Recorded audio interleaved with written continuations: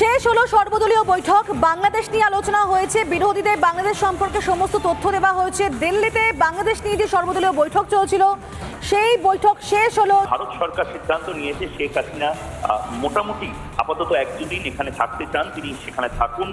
তাকে সমস্ত ধরনের লজিস্টিক্যাল হেল্প, এমনকি তার নিরাপত্তার ব্যবস্থা ভারত সরকার করবে। তিনি নিজের মতন সিদ্ধান্ত নিন তিনি কোথায় কোন দেশে যাবেন। ভারত সরকারও কোনোভাবে এর মধ্যে নিজের কোনো অবস্থান স্পষ্ট করছে না, শেখ হাসিনার ওপর পুরোটা ছেড়ে দিচ্ছে। বাংলাদেশ সরকারের সাথে নিরবিচ্ছিন্ন যোগাযোগ থাকবে।